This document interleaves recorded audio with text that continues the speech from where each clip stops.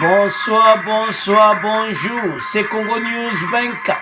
Chers téléspectateurs, comme toujours avant de commencer notre émission, nous disons merci à Dieu, nous disons merci à nos chers abonnés et téléspectateurs qui nous suivent partout dans le monde entier et en RDC. Chers téléspectateurs, le loba point tozarango eza vraiment sombre. Pourquoi tozoloba? Parce que enquête est déjà ouvert à la une. Bientôt, les responsables aux arrêts. Ouverture des enquêtes sur les décès à la présidence. Donc, bateau bazo koufa la présidence, enquête et bandi. Bientôt, bango tout aux arrêts. Alors, tout développement en émission. Deuxième point chez téléspectateurs, Ezaya Koyinda, l'INC dénonce les critiques dirigées contre Vital Kamerhe à la suite de la série de décès à la présidence. INC va lobby, donc va dénoncer que oh bino bozolo batan yosege oyo batde bazo kufa na présidence eza Kamerhe yebiango. Alors, chers téléspectateurs, INC va tomboki mabe. Donc, l'émission yo ekozala somme. Quand on a pour analyser chers téléspectateurs, on va parler. Il y a procès à Kamerhe. Où ekozala makala avec les nouveaux juges. Et puis, naba témoin. Parmi les témoins, Mama Amida. Ezaya Koyinda l'émission. Troisième point, chers téléspectateurs. Plusieurs organisations appellent à la mobilisation internationale pour que les assassins présumés de Tchébéa soient jugés et sanctionnés. Et puis, Bazo Senga, na président de la République, destitution, il y a John Numbi na poste de Néo Azagosal d'armée, et puis ba poursuite judiciaire. Vous savez très bien que Aza sous sanction internationale, donc américaine et européenne, alors bientôt John Numbi à la barre, tout au développement de l'émission là-dessus. Alors, chers téléspectateurs, comme il a point d'absence de Bousso, na ba décès Oezo Salama na présidence. Il y en a tout. Alors, ouverture des enquêtes et bandit. Batu bakufi mingi alors fatia mone non. Il faut enquête sikoyo et salama. Donc fatia kana makamne malembe donc ayeba ke ezo salama. Alors, depuis plusieurs jours, donc, les morts qui sont enregistrés au sein de la présidence de la République font couler beaucoup d'encre et de salive et pas congolais. Donc, ils appellent donc Moutounion Sasolobayango. Sur ce, on a décidé d'ouvrir une enquête. Enquête on est ko salama la présidence pour na ko kanga batu oyo nyonso bazo salama kambwana. Conseiller spécial du chef de l'État en charge de la couverture de santé universelle a révélé que les rumeurs autour des morts devraient être analysées. Donc, Ezobanda, nous avons pris des précautions pour analyser les rumeurs qui circulent sur les réseaux sociaux faisant état de décès à répétition par empoisonnement à la présidence. Alors, chers téléspectateurs, dossier Oyo est commis tant batala yango. Yanto lobaka, tant bino bopesaka ba message na bino, bazwaka yango pi basala betude na yango balobi. Mais le kambo peso loba matro. Citation na ndenge komi. Ba moro don ba mort répété. Et puis peuple aza ko dénoncer yango. Aza ko loba. Na ba réseaux sociaux ezoloba. Présidence Valuebo est commettant. Qu'on arrête les responsables. Oazo salama solo wana na présidence ya koboma batu. Bakangai. Alors, conseiller na ya matière de santé. Alo bakiango. Parce que makambo yo il faut basala ba analyse nango ba yeba c'est où et comment. Et vous vous souvenez que tant Patrick Kabeya Lobaki, donc audio na yo kanaki mbala mo, tout le monde paniqué. Allo message pendant. Docteur Roger Kamba a refusé de dévoiler toutes les précautions qu'on a prises. Donc, vous voyez, docteur Roger Kamba, yewana na pris oazo salakuna. Alors, investigation est ça déjà en cours.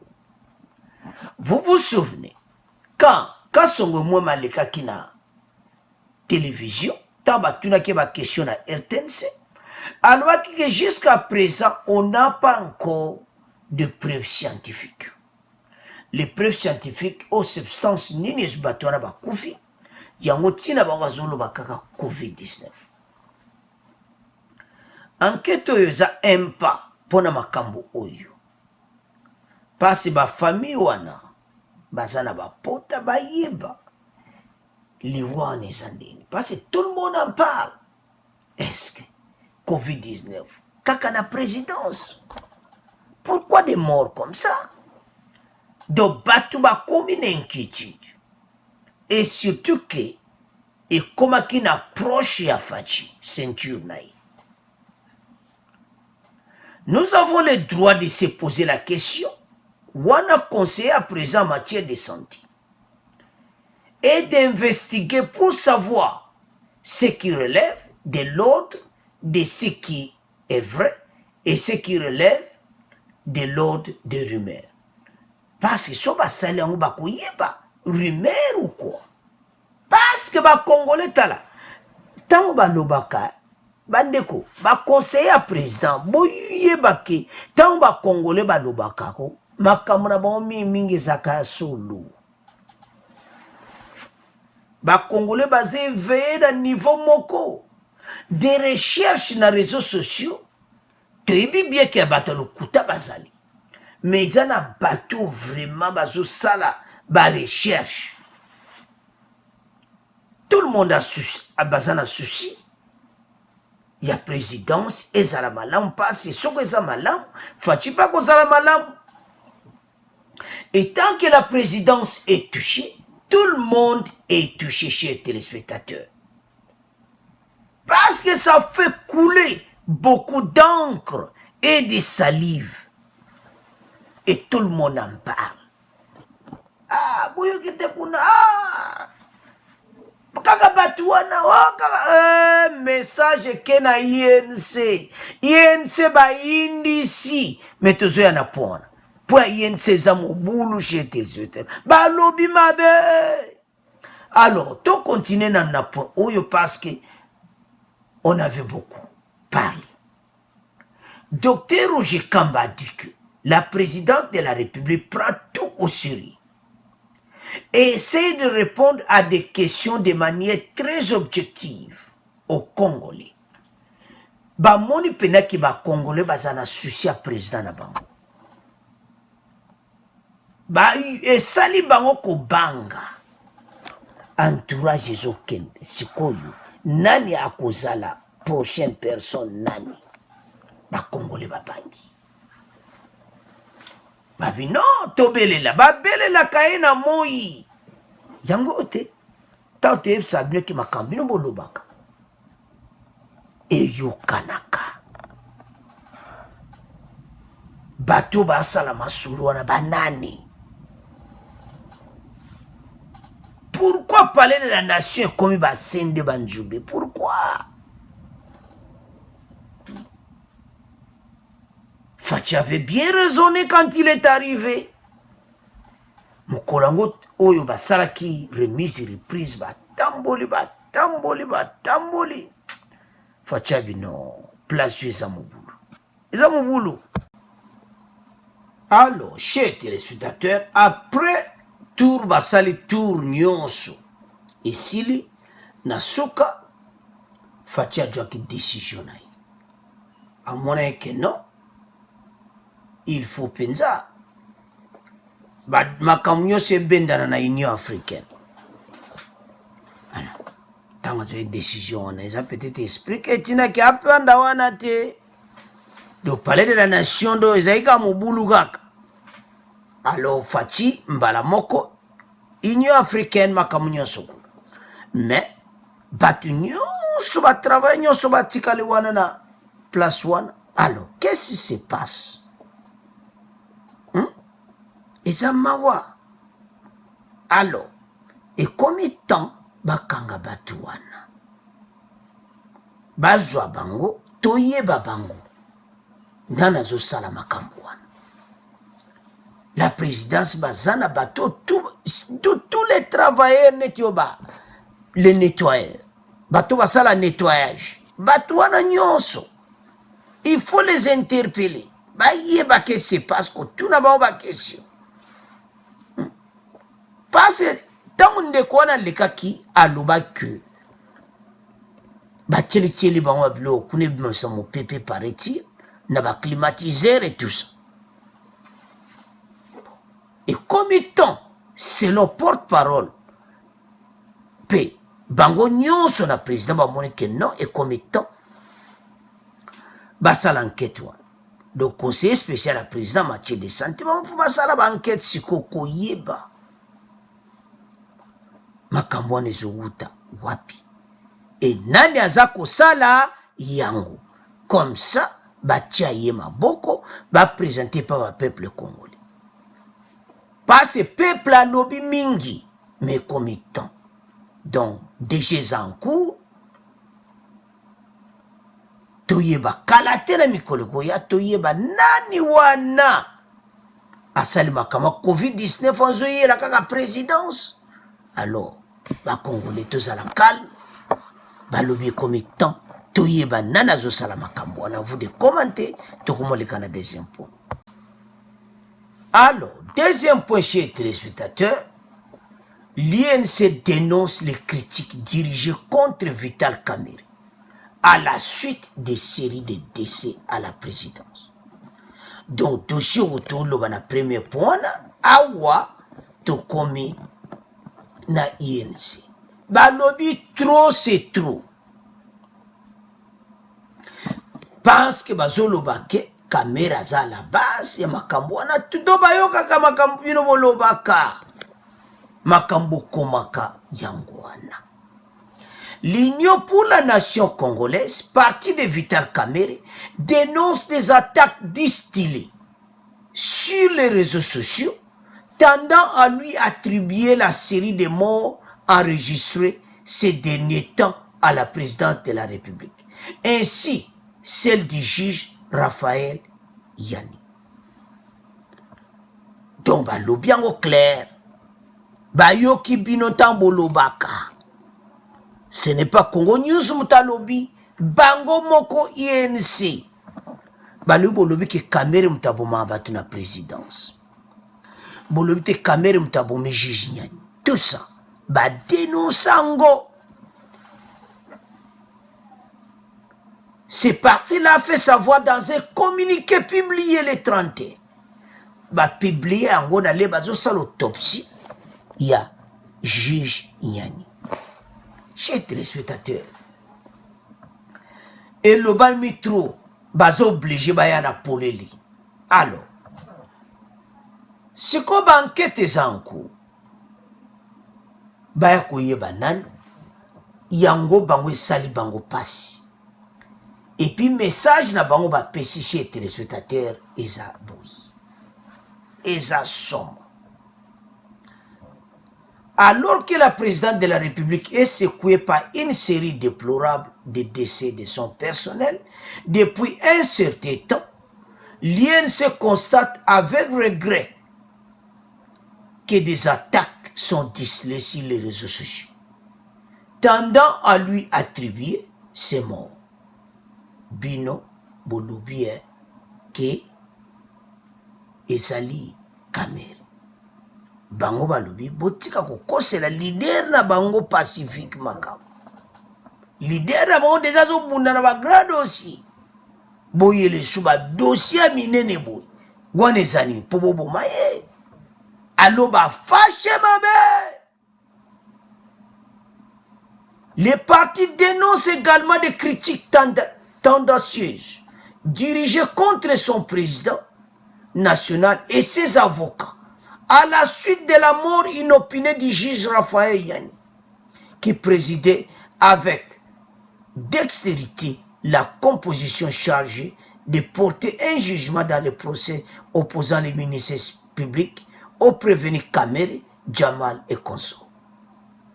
Alors, chers téléspectateurs, bazabat, bamoni non, trop c'est trop. Ils ont ça là bango passé. Leader na bango bazo kosele maka. Yango, bazane intérêt ko soutenir Kamere. Parce que makambo tout le temps bino boloba kana réseaux sociaux. Ah, voilà kaka kamba, chers téléspectateurs, et ça là bango peut passer. Tout le monde va politicien nyonso bazo tanga makambino mozo koma. Eza kaka bisote bango pe bazo tanga yango. Vos commentaires balobi yango clair. Alors, l'INC baza très découragé. Tout en saluant la mémoire des personnes décédées, l'INC condamne fermement cette campagne d'intoxication de l'opinion et dément toutes les accusations infondées portées contre elle et son président. Donc, bah dénonçant fortement. Chez les apasi, baza bandeko na biso. Ba monete ba attaque yekene côté na bango. Et puis à la personne de Kamere, personne yango et ça ne peut passer. Biso to lui toujours porter kaka bino ba message. À vous de commenter. L'INC en appelle à la conscience des uns et des autres, au respect des morts. Évitons d'utiliser la mort de nos compatriotes comme outil de chantage politique ou d'instrumentalisation de la population. Donc, membre Nabango, Moutalopi yango. Aimez bougie. Ba moni bena ke ba attaque comme que le dirait qu'il y a leader pacifique pour bien leader pacifique. Donc leader moi ça la kama bete. Nanu pe sala makamo bozo kotelete. Vous comprenez kaka. Comment bozo kosela leader absolument. Makambo azo samba na makala ya moto kesko na deuxième partie. Eza mo boulou place. Alors, chers téléspectateurs, deuxième partie, où il y a un toloba, nandenge procès à l'étoile. Alors, va changer juge. Il y a un toloba, qui est botika koloba ke, Kamere a évité le juge. Donc, va sengi bino botika koloba. Bisoto passer un message. Alors, mercredi, quand Kamere Bakozala en face, il y a un nouveau juge. Et Zamo Boulou Peza ya Koyinda. Pourquoi tu le babo? Moutoua Koya Sika. Il faut démontrer ma capacité naïe. Pourquoi? Parce que la personne à qui il a remplacé le juge Nyani a une potentialité. Aza Moutoumoko donc. Moussala Saleza très kitoko, apprécié par la nation congolaise. Alors, la personne qui va remplacer le nouveau juge président, il faut l'accepter pour citer naïe. Pour remplacer Moutou à Salima Kamukitoko, tant yoko, il faut ça là, il faut ça le double. Pour Oluka, au compléter place. Malgré que l'homme, on ne peut pas le remplacer. Que peut se rendre à son âme. Les Congolais vont se faire. Alors, Kamere va comme en face, il y a juge Sika. On a demandé, FCI bango que ba témoin bakozana. Alors, na chaque côté, senga ki ba témoin. Et ça mon boulot. Toba nano à côté de Jamal. On a besoin de Jamal. On a besoin de Jamal Asif. Oh, Bahia. Mbamwe longa Jamal donc. Et changer Malamoko. Oh, comment? Jamal donc. Mobudu. Sikoyo. Bakozala wana. Ekoleka ndenge nini, chers téléspectateurs. Marthe Kwene Messa. Jija Sikakodi. Kota kamere mise komika bakunka kotala. A dossier kozala ndenge. Alors, bakamta batemwe bakoloba banana côté kamere. Bake côté kamere. Après Jamal batemwe bapesi. Qu'est-ce qu'au côté Kameri? Bitakwira, ancien ministre de développement rural Yesu Kate. Yena Kameri opesi mbwa boy deux somo. Selon les informations baebani ezaya koinda.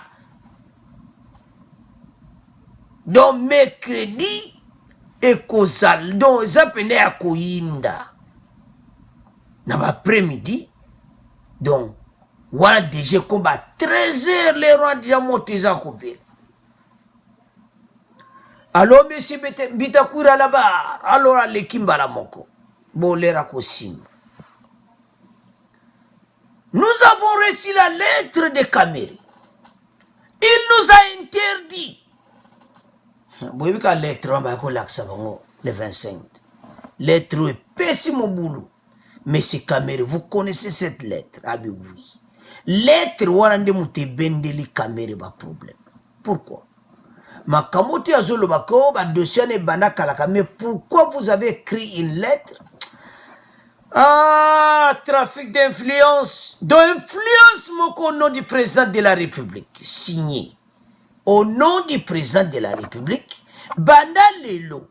Bino nyonso le gouvernement Chibola. Boko kili suko sala makambo ete. Et komi na maboko ya Kameri. A signé. Balaxi epeang. Mba dossier en place des aucun. Sur Kameri a otal mais dossier on comme bon moboulou. Donc ils abouya. Voilà. Bitakwira leki. Bamusuba lido bato wa olegebele. Te koma siko ya mama mokonzi. Amida. Maman Amida là-bas. Vous avez retiré ces montants. Pour exemple, on va millions. Ce de l'objet avant monsieur à quoi va c'est beaucoup va kaole vous donne l'émission cadeau mon boulot. Ba millions. Et ce qui est grave. Bambon monsieur zob na espèce. N'importe soit ça on me demande ba mal ba dollar wana. Parce que soit bon ba 500 000 ba 300 000 ba 400 000 ba bongo wana tango zobi mabongo. N'importe soit ba memango nini. Ba bien ba 100 dollars 100 dollars ba paquet. Yongu masaro za eko tanda yango. Alors, Maman Mida, vous connaissez ça? Bah, l'accès Moya Bendaki. Eza Moboulou. Tango kunka ba tanka mamu konzibo. Kakamere ba. Fâché ma beba simplas va simba kate. Mère. Kamere tala. Maman Mida. Yopi. Kamera koti dongo yoko. Eminezala akati. Ozi vraiment mi. Il faut ba qualité ba lar penezala. Kamera biawa. Il faut na timo la pena 100 jours. Tango a timo libula 100 jours. A timo libula 100 jours. Azo yeba teta azo timo la mabele koto dezo bukana. Mbala mo mabele landi zipi. Momi a ko sauver? Ah. Comme trop tard. Donc, ndenga dinaki na libula za ko timo la 100 jours balikonda ko benda balikonde ba benda ko ndeba creuser ba diamant a bendi ba dollar ma bele zipie nana o mabele bo comprendre ka ba juge ba yingeli et comme Mamida bena bo bibisa mo balanga trop tard azadi ya mokangami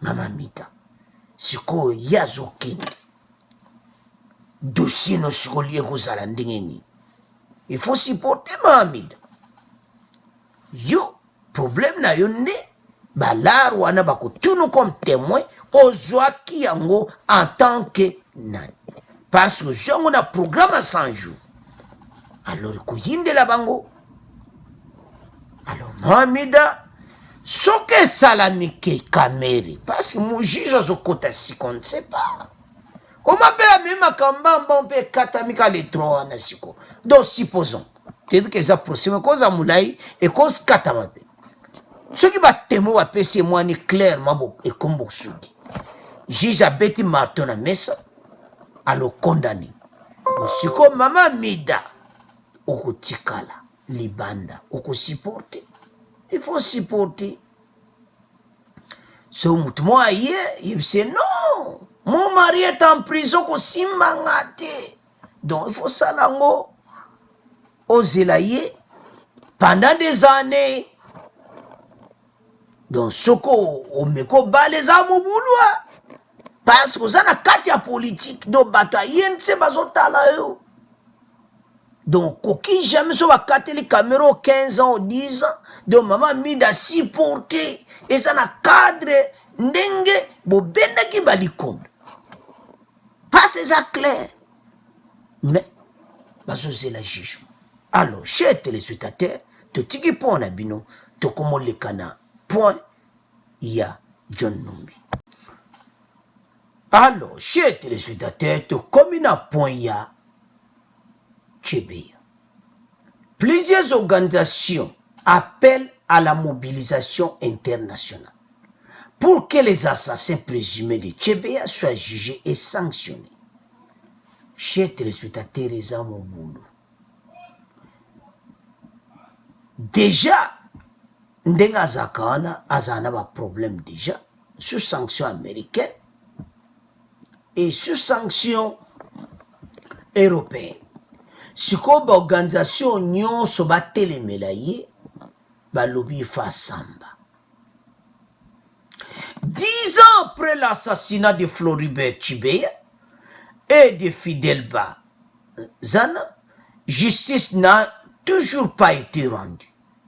Dénonce les activistes des organisations de défense des droits de l'homme, dont l'Observatoire pour la protection des défenseurs des droits de l'homme, la Ligue des électeurs, le groupe Lotis, Assado, la Voix des sans-voix,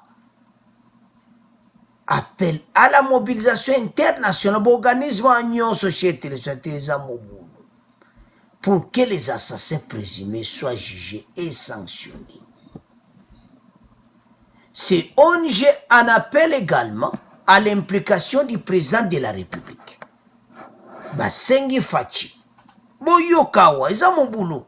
Mais avant tout, il y a un makambo Basengi pa Fachi. Tout le monde point est très important. Ces organisations, ba ONG wana, et comment supporter, monsieur les Américains ba supporter bango. Ba salaire na bango. Donc, ba supporter na bango. Européen, donc basi bozo ba ONG minene nde bozo mwana ba voix sans voix. Il y a droit de l'homme.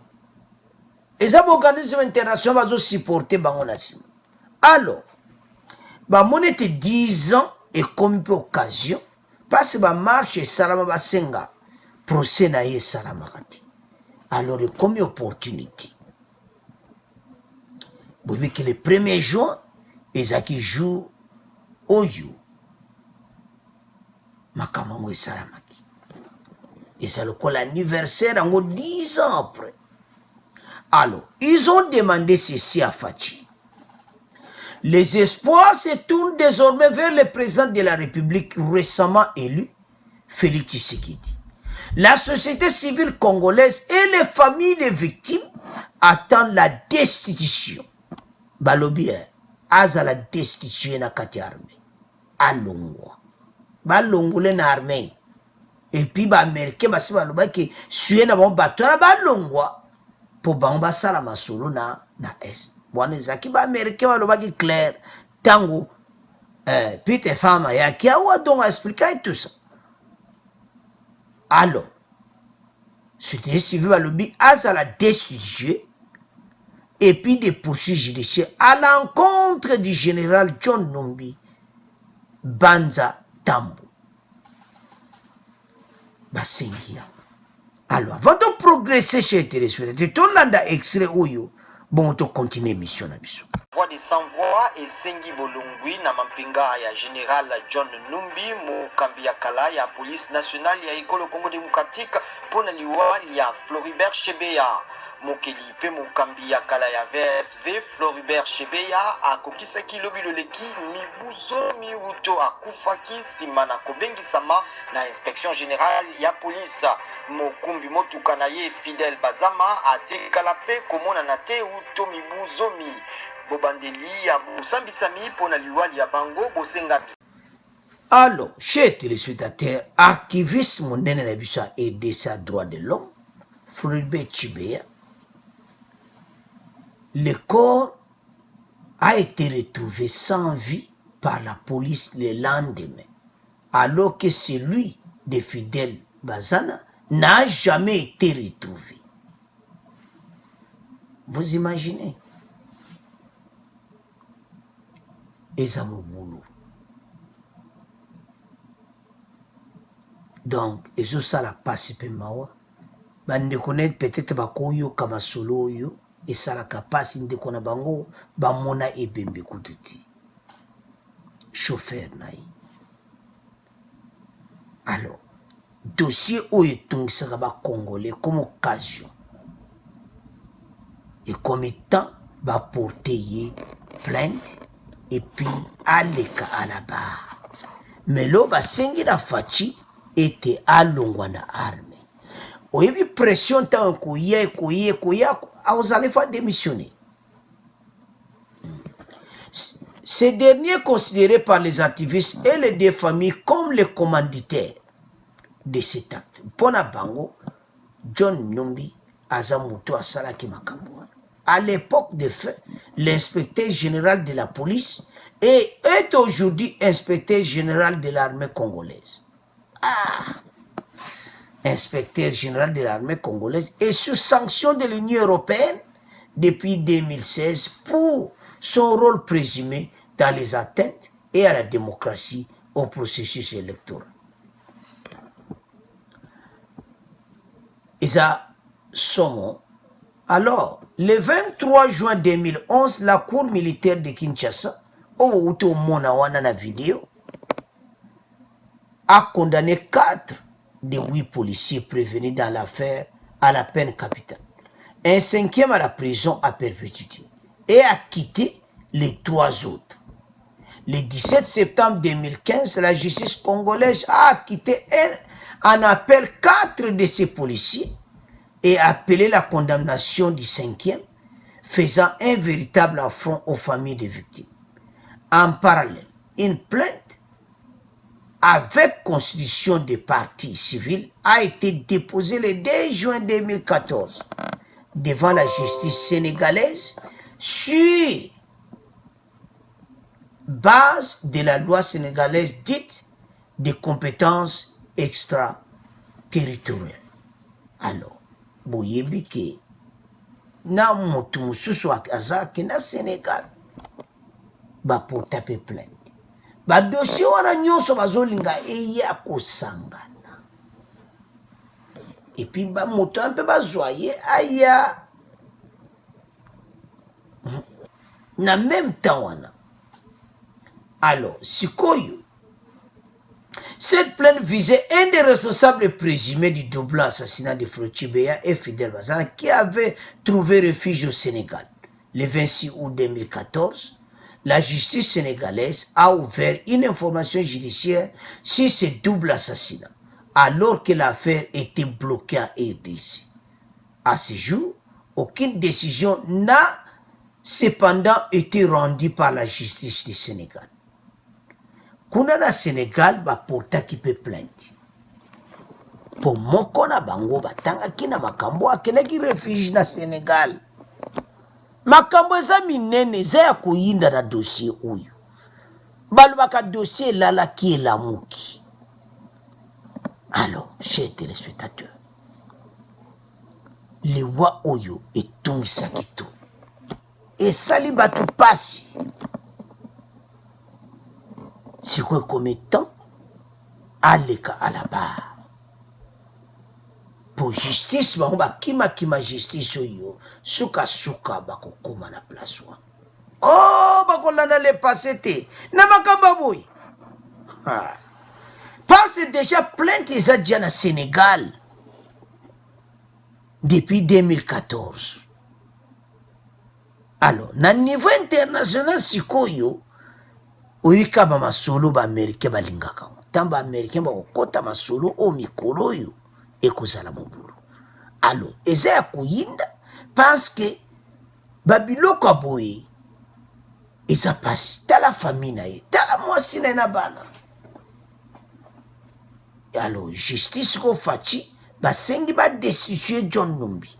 Ba lettre ba komi bango nyonso. Et comme occasion, toloba eke makambo oyo ekozonga d'une manière d'une autre. O batakala. Oh. Angot. John Numbi akoleka la barre parce que masolo na ndenge ezokende. Ba européen bakota masolo, américain bakoti masolo, bat nyonso. Donc ndenge na Sénégal déjà baportaki plainte. Dossier ko avancé na ndenge moko parce que kuna basengaki parce que ça double assassinat. Et puis moussoua na mwanite. Alors chers téléspectateurs, de tike po na bino pour eza pasi pe mawa to komoleka na résumé émission na biso. Alors chers téléspectateurs, premier point, toloba qui était enquête est en cours à la présidence. Baye ba responsable oyo azosala makambo wana bato bazokufa na présidence. Covid-19 ango ezaka na présidence alo bazovérifier. Bayeba pourquoi. Enquête en cours. Et puis, deuxième point, on avait parlé des caméras. INC balobi botika kokosela kamere makambo ete makambo ezosalanga na présidence ya yebi. Et puis na point suka eza ya Floribert Chebeya. Alors chers téléspectateurs, totika ngona bino bo abonnez massivement. Merci pour vos commentaires. Au revoir, à la prochaine.